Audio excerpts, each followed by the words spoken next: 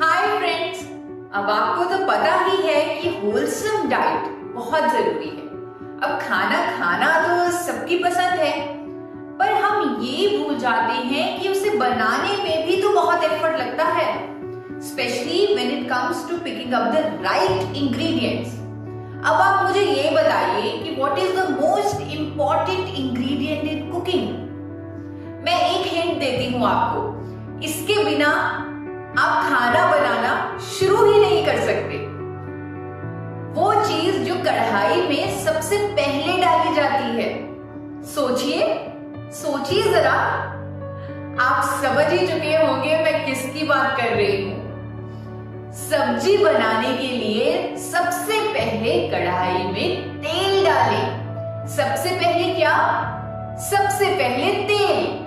किसी भी डिश का फर्स्ट इंग्रेडिएंट है cooking oil. Hi, this is Isha Vashishtha and I am a dietitian.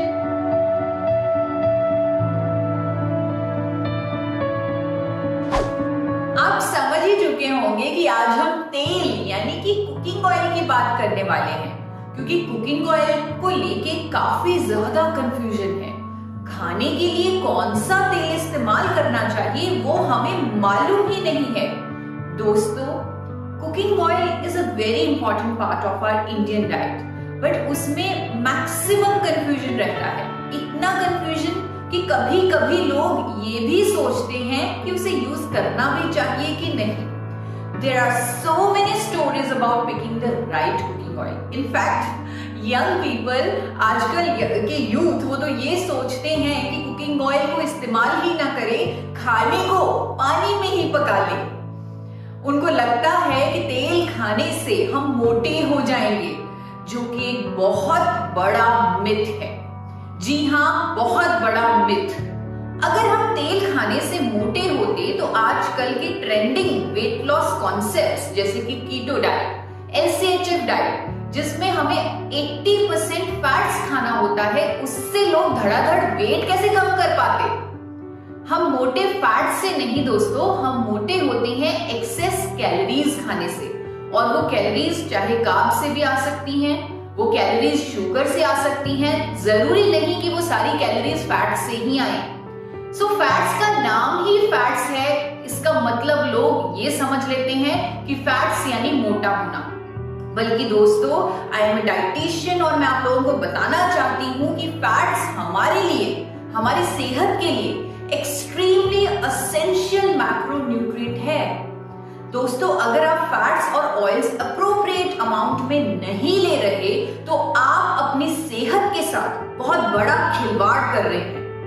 बहुत सारे फैट सॉल्युबल विटामिन जैसे कि vitamin A, vitamin D, vitamin E, vitamin के, ये सारे हमारे शरीर में डिसॉल्व ही नहीं होंगे अगर हमारे अंदर अप्रोप्रिएट फैट्स और ऑयल्स ना हो, because all of this vitamin are fat soluble vitamin. दोस्तों, हमारा दिमाग, हमारा ब्रेन 70% फैट्स का बना हुआ है। अगर हम फैट्स ही नहीं खा रहे, हम अपने दिमाग को भोजन नहीं दे रहे। आप सोचिए, हमारे शरीर में ट्रिलियंस ऑफ सेल्स हैं, ट्रिलियंस ऑफ सेल्स, और हर सेल की स्ट्रक्चरल पार्ट में फैट्स है।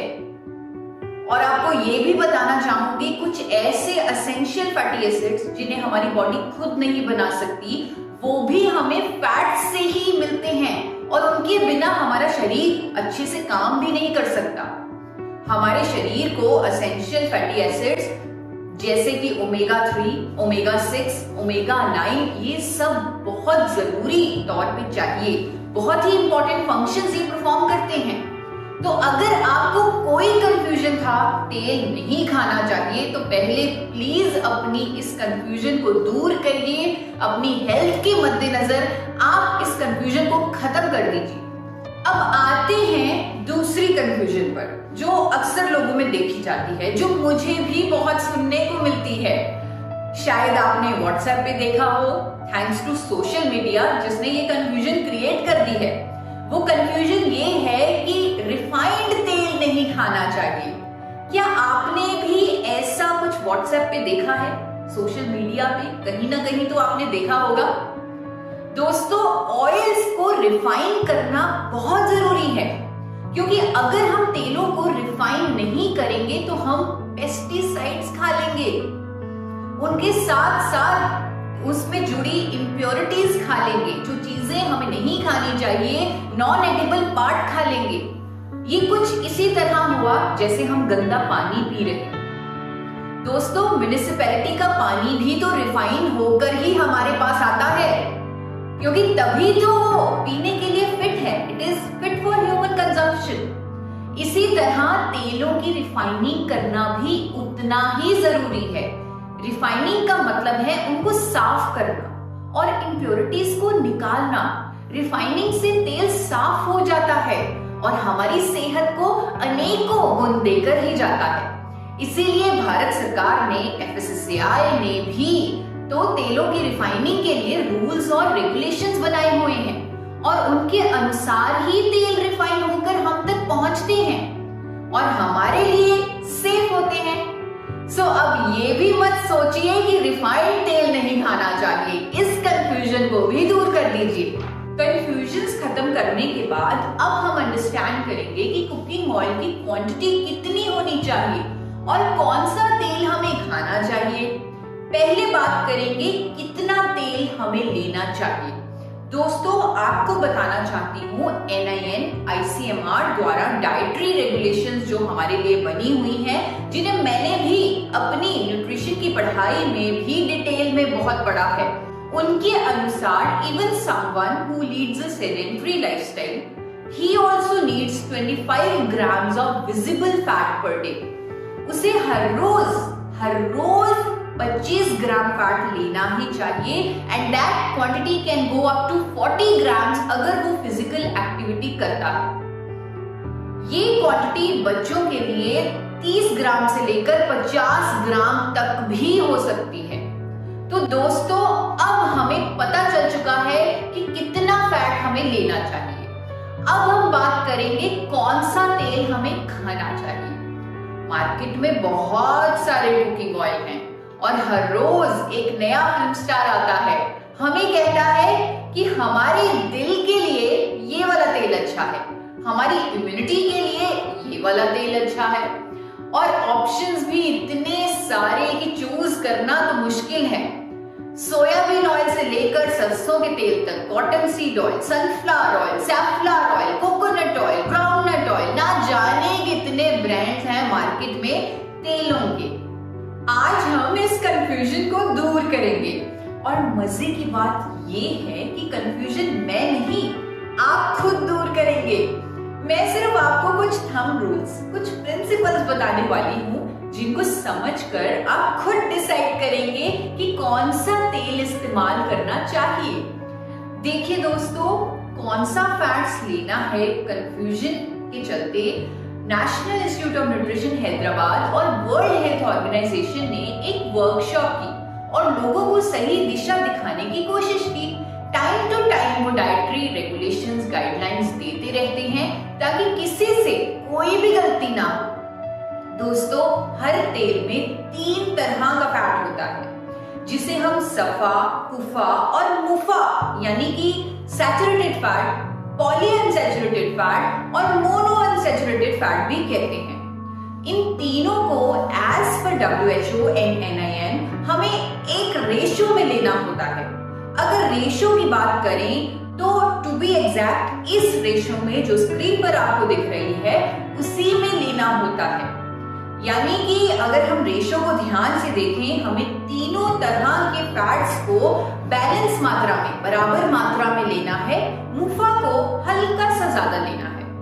रेशो देखकर आप घबराएं नहीं, आज हम सारे प्रिंसिपल सीख लेंगे और इस रेशो को एग्जैक्ट मैच भी कर लेंगे। मैच करना जरूरी है दोस्तों, क्योंकि हजारों साइंटिस्ट और मेडिकल फ्रेटर्निटी ने मिलकर इस रेशो को बनाया है, इन डाइटरी गाइडलाइंस को ले डाउन किया है, क्योंकि इन तीनों फैट्स का अपना अपना रोल है, अपने अपने फंक्शंस हैं हमारे शरीर में और इन्हें इसी तरह इस रेशो में वो मिलेंगे।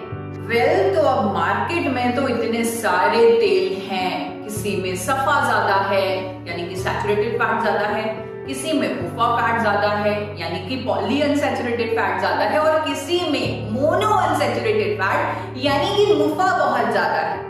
कैसे रेशो को मीट करें और क्या होगा अगर हम रेशो में गड़बड़ी कर देंगे?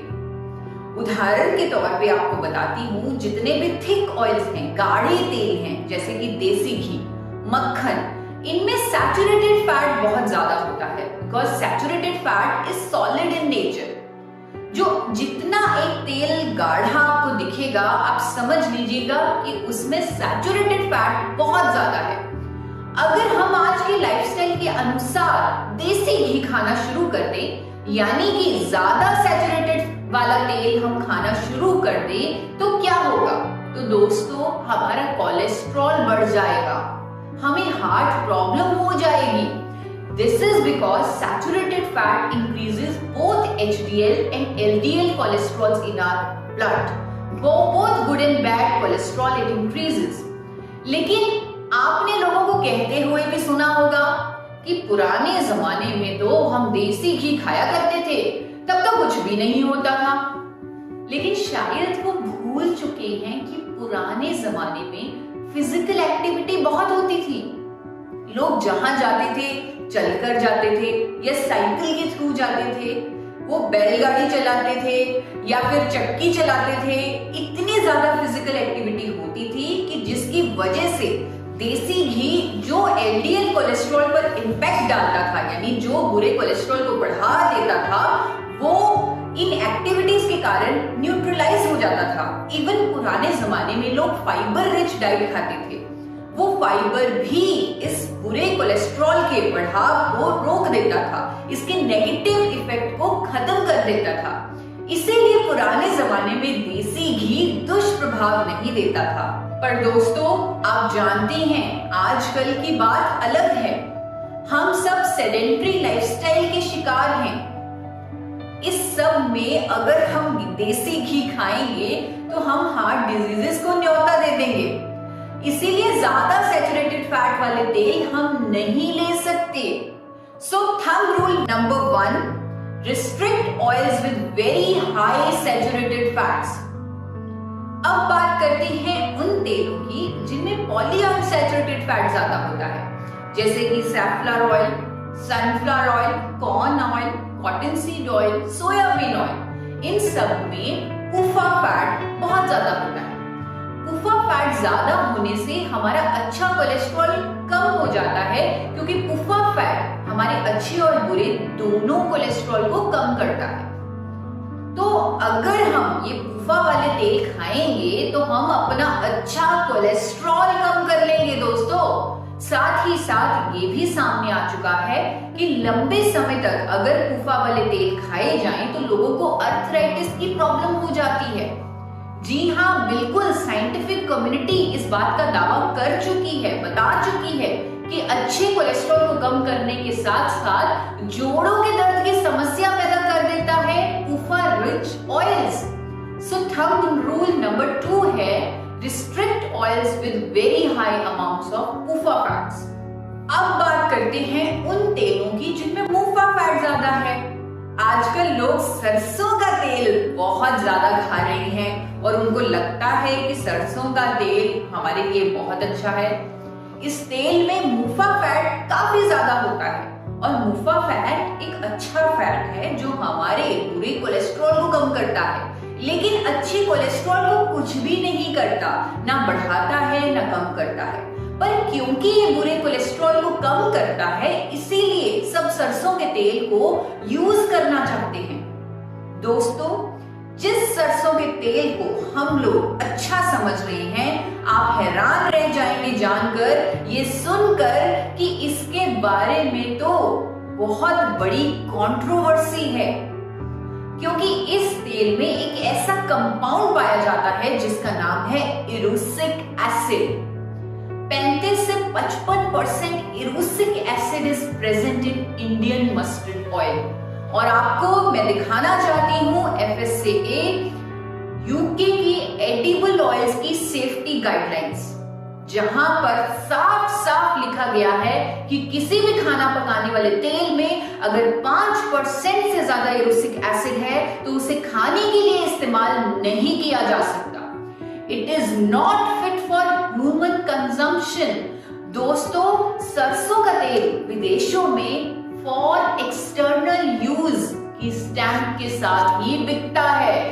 उसे आप इंटरनल यूज नहीं कर सकते, एक्सटर्नल यूज ही करें। यानी उसकी मसाज कर ले, उससे मसाज कर सकते हैं, सर पर लगा सकते हैं, बॉडी पर लगा सकते हैं, लेकिन हाँ, इसे आप खा नहीं सकते।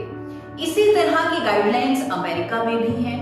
मैं आपको इंडियन मस्टर्ड ऑयल की बोतल दिखाना चाहती हूँ जो बेची जा रही है इंटरनेशनल मार्केट में, यूएस में, कनाडा में, यूके में, और देखिए इस पर बिल्कुल सामने साफ साफ लिखा हुआ है फॉर एक्सटर्नल यूज ओनली, यानी कि सिर्फ मसाज के लिए इस्तेमाल करें, इसका खाने में इस्तेमाल मत करें। फॉर एक्सटर्नल यूज ओनली आपने अक्सर परफ्यूम्स की बॉटल्स पर, क्रीम्स पर देखा होगा, और क्रीम्स और परफ्यूम्स आप इंटरनल यूज के लिए इस्तेमाल नहीं कर सकते। तो आप समझ ही चुके हैं कि सरसों के तेल का क्या स्टेटस है इंटरनेशनल मार्केट में। बट दोस्तों, अनफॉर्चुनेटली टिल डेट हमारे देश में एरोसिक एसिड को लिमिट करती कोई भी रेगुलेशन नहीं है। हाँ, कई बार सरसों के तेल के दुष्प्रभावों पर मीडिया में चर्चा जरूर हुई है, जैसे कि आपके सामने ये 2003 का हिंदुस्तान टाइम्स का आर्टिकल आ रहा है, उसकी क्लिप है जिसमें लिखा हुआ है कि एरोसिक एसिड की वजह से सरसों के तेल को हार्ट अटैक्स, टैकीकार्डिया ऐसी बीमारियों से जोड़ा जाता है। टाइम्स ऑफ इंडिया में भी 2020 में ये आर्टिकल आया, ये न्यूज आई जो आपके सामने है, जो बात करती है कि सरसों का तेल खाने से गॉल ब्लैडर कैंसर तक होता है। ये सब कुछ आप लोगों के सामने ही है। सो थंब रूल नंबर 3 जो बहुत क्लियर है आपके सामने, restrict use of mustard oil. अब आजकल मार्केट में एक और कैटेगरी का सरसों का तेल आ चुका है, कनाडा से आया है, जिसमें एरोसिक एसिड कम है, और वो है केनोला ऑयल। केनोला ऑयल में ओमेगा 3 ज्यादा होने की वजह से बोला जाता है कि ये बहुत अच्छा तेल है।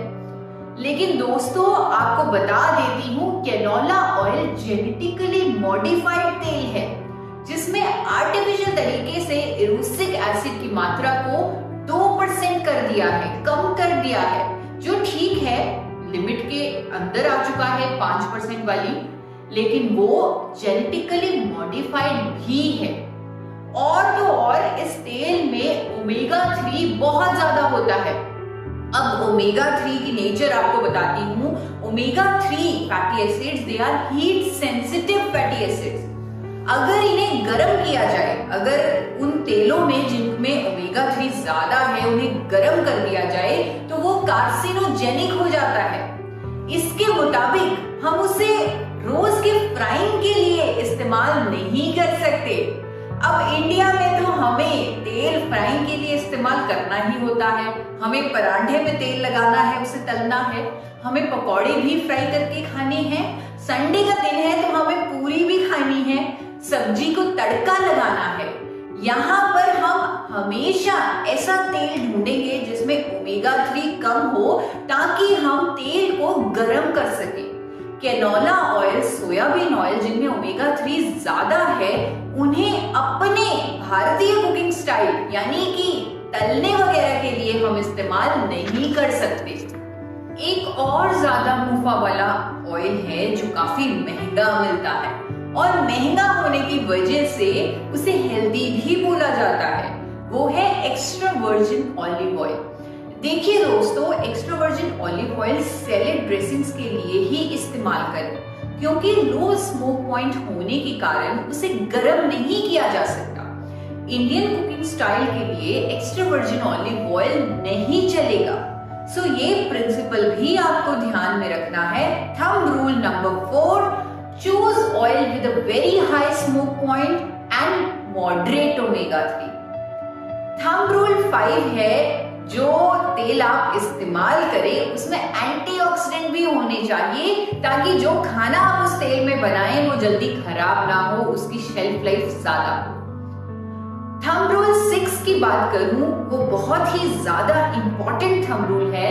Choose oil with appropriate proportion of all the 3 types of fats, SFA, PUFA and MUFA, as per the recommendations. अब आपको ये तो पता है कि आपके तेल में तीनों तरह के फैट्स होना जरूरी है, क्योंकि तीनों तरह के फैट्स एक रेशो में लेना है।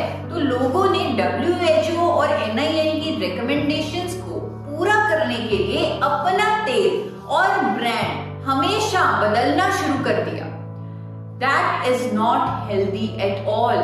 तेलों को बदल बदल कर इस्तेमाल करना शुरू तो कर दिया, लेकिन इस चक्कर में लोग ब्रांड ही बदलते रहे, एक ही तरह का फैट लेते रहे और हेल्थ प्रॉब्लम्स में फंसते रहे। कहीं ना कहीं रिकमेंडेशंस को समझने में हमने ही गलती कर दी। किस तेल में कितना सफा, कितना कुफा, कितना मुफा है, आज हम ये जान चुके हैं, आज हम सब कुछ समझ चुके हैं, लेकिन फिर भी तेल को बदल बदल कर हम रिकमेंडेशंस के अनुसार सफा, कुफा और मुफा नहीं ले सकते। ये पॉसिबल ही नहीं है। तो क्या इसका कोई रेडीमेड सॉल्यूशन नहीं? क्या कोई एक ऐसा तेल नहीं जो रेशो को मीट कर सके और मेरे बताए हुए सारे थंब रूल्स भी पूरे करे? खुशी की बात यह है कि एक रेडीमेड सॉल्यूशन इंडियन मार्केट में मौजूद है। सो दोस्तों, ऐसा कौन सा तेल है जिसमें ये सब कुछ पूरा होता है, जो सारे प्रिंसिपल्स को मीट करता है? इसका जवाब है rice bran oil. Rice bran oil को भूरे चावल की भूरी परत से तैयार किया जाता है और इंडियन मार्केट में उसे फिजिकल रिफाइनिंग की बेहतरीन टेक्नोलॉजी से तैयार भी किया जाता है। Physically refined rice bran oil Indian market में मिल रहा है, जिस टेक्निक में बिना कास्टिक सोडा के इस्तेमाल से फिजिकल रिफाइनिंग करके राइस ब्रैन ऑयल को तैयार किया जा रहा है। सारे थंब रूल्स पूरा करता हुआ राइस ब्रैन ऑयल हमें NIN के रिकमेंडेशंस के अनुसार तीनों तरह के फैट्स को संतुलित मात्रा में भी देगा। सफा, कुफा और मुफा की रेशो राइस ब्रैन ऑयल की रिकमेंडेशन के काफी करीब है, आप देख सकते हैं। और कट टू कट रिकमेंडेशंस को मीट करने के लिए हमें 5 ग्राम लगभग एक छोटा चम्मच हर रोज अलसी के बीज, चिया सीड्स या फिर अखरोट लेने चाहिए, ताकि हमारा ओमेगा 3 भी पूरा रहे, क्योंकि राइस ब्रैन ऑयल में ओमेगा 3 कम होता है। दोस्तों, राइस ब्रैन ऑयल के और भी कई फायदे हैं, जैसे कि इसमें बहुत बड़ी मात्रा में टोकोफेरोल्स, टोकोट्राइनोल्स और ओरिजिनॉल जैसे 3 प्रकार के पावरफुल एंटीऑक्सीडेंट्स होते हैं, जबकि ट्रेडिशनल कुकिंग ऑयल्स में एक ही तरह का एंटीऑक्सीडेंट टोकोफेरोल्स ही पाए जाते हैं। राइस ब्रैन ऑयल के 3 पावरफुल एंटीऑक्सीडेंट हमारी सेहत के लिए बहुत ही अच्छे हैं। एंटीऑक्सीडेंट्स की वजह से शेल्फ लाइफ भी बढ़ जाती है, जो भी खाना हम राइस ब्रैन ऑयल में बनाते हैं उसकी। सभी तेलों के मुकाबले इसका स्मोक पॉइंट भी सबसे ज्यादा है। हमारी इंडियन कुकिंग के लिए ये बिल्कुल सही है, लेकिन हाँ, कुदरती तौर पे जैसे मैंने आपको बताया, इसमें ओमेगा 3 नामात्र होता है, जो कि अच्छा भी है। अगर ज्यादा होता तो हम इसमें फ्राई ना कर पाते, जैसे कि मैंने आपको अभी बताया भी था। ओमेगा 3 अलग से ही लेना पड़ेगा। आप अखरोट, अलसी के बीज, चिया सीड्स ये लेकर अपना ओमेगा 3, या फिर आप सप्लीमेंट भी ले सकते हैं ओमेगा 3 का, ये लेकर अपना ओमेगा 3 पूरा कीजिए। देखिए दोस्तों, physically refined rice bran oil हमारे लिए बेस्ट है। मैंने इस पर खुद काफी रिसर्च भी की है। दोस्तों, जापान में इसे हार्ट ऑयल और अमेरिका में इसे हेल्थ फूड का भी दर्जा दिया हुआ है। दोस्तों, कहीं ना कहीं मुश्किल ये भी रहती है कि कौन सी कंपनी, कौन से ब्रांड का राइस ब्रान ऑयल हम इस्तेमाल करें। हम कंफ्यूज हो जाते हैं क्योंकि कितने सारे ब्रांड्स हैं और इवन ब्लेंड्स भी हैं। यानी कि किसी तेल में 80% राइस ब्रान ऑयल है तो किसी में 60% राइस ब्रान ऑयल है और दूसरा कोई और तेल है। दोस्तों, आज आप राइस ब्रान ऑयल के फायदे समझ चुके हैं और आप ये जान चुके हैं कि ये इकलौता ऐसा तेल है जो रिकमेंडेशंस के बिल्कुल करीब है। सो आपको चूज करना होगा 100% राइस ब्रान ऑयल का ब्रांड, ताकि इसे आप बिना बदले एज अ सिंगल ऑयल इस्तेमाल कर सकें और सारी रिकमेंडेशंस को पूरा कर सकें, सारे थंब रूल्स को पूरा कर सकें।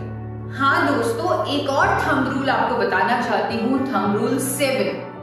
आप जिस राइस ब्रान ऑयल को चूज करेंगे, 100% राइस ब्रान ऑयल को चूज करेंगे, उसमें चेक कीजिए कि उसमें ओरिजिनॉल की मात्रा कितनी है। हाई ओरिजिनॉल वाला राइस ब्रान ऑयल ही इस्तेमाल करेंगे।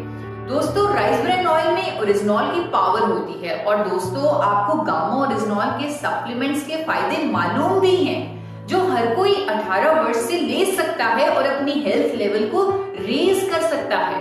लेकिन हम ये भी जानते हैं कि कोलेस्ट्रॉल का जमाव तो बचपन से ही शुरू हो जाता है, तो क्यों ना हम एक ऐसा कुकिंग ऑयल चूज करें जो शुरू से ही हमारे कोलेस्ट्रॉल को मैनेज रखे।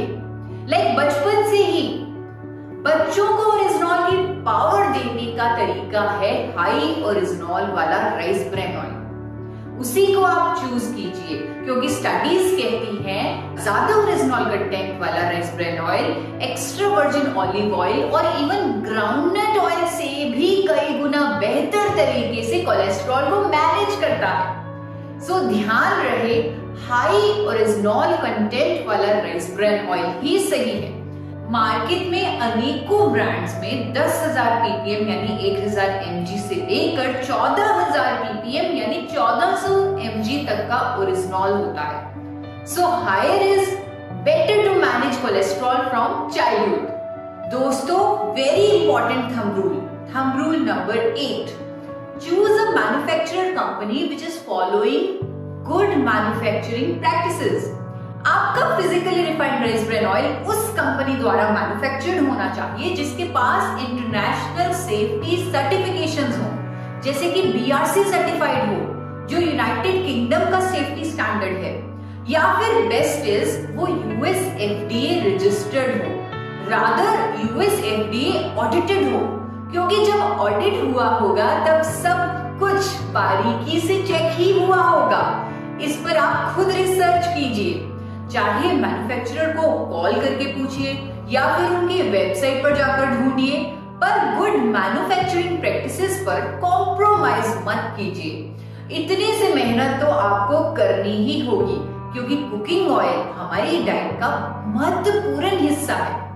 चेक करने के लिए एक आसान तरीका ये भी है कि जिस राइस ब्रान ऑयल के ब्रांड को आप चुन रहे हैं, क्या उसका मैन्युफैक्चरर USA, ऑस्ट्रेलिया, न्यूजीलैंड जैसे विकसित देशों को अपना प्रोडक्ट एक्सपोर्ट करता है। फिर आपका काम बन जाएगा, क्योंकि ऐसे देशों के सेफ्टी स्टैंडर्ड्स तो हमारे देश से कहीं ज्यादा स्ट्रिक्ट हैं। और अगर उस कंपनी का राइस ब्रान ऑयल को ले रहे हैं, दैट मीन्स वो कंपनी हर इंटरनेशनल सेफ्टी स्टैंडर्ड को फॉलो करती है। वेल फ्रेंड्स, आप सबके सब थंब रूल्स को फॉलो करके अपने और अपनी फैमिली के लिए बेस्ट डिसीजन ही लें। दोस्तों, आई एम श्योर आज का वीडियो आपके लिए बहुत नॉलेजेबल रहा होगा। ऐसे ही और fact based eye opener videos पाने के लिए इस चैनल को सब्सक्राइब करें और इस वीडियो को ज्यादा से ज्यादा शेयर करें।